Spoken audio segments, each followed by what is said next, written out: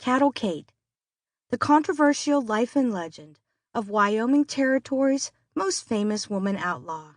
Written by Charles River editors. Narrated by Kelly Mcgee.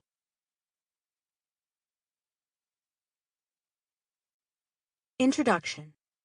Exploration of the early American West, beginning with Lewis and Clark's transcontinental trek at the behest of President Thomas Jefferson, was not accomplished by standing armies, the era's new steam train technology, or by way of land grabs.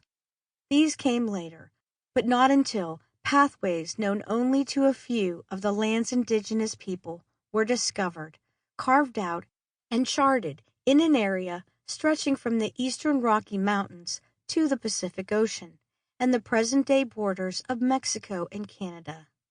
Even the great survey parties, such as Colonel William Powell's exploration of the Colorado River, came decades later.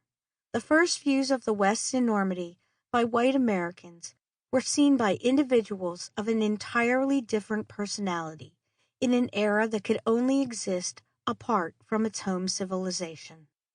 In the span of scarcely more than half a century, the West developed from a handful of scattered fur-trapping enterprises, predominantly inhabited by males, to a region full of burgeoning rustic communities, and before the government's official closure of the frontier as a lawless expanse, Western societies were essentially living apart from the traditional American rule of law. What judicial structures were at work across the West were erratic, often willing to exercise extremes without evidential justification, and manipulated by major corporate interests of the day, most notably cattle. As this suggests, despite the fact westward expansion is more often than not characterized as a conflict with nature and indigenous cultures, inherent danger existed as frontiersmen, family homesteaders, entrepreneurs, and cattle giants fought for a share in the new frontier life.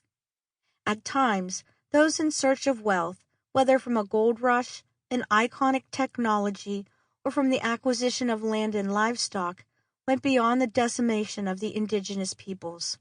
That portion of the frontier offered to the more modestly endowed settlers by federal legislation emerged as an economic irritant to bigger companies and the elite.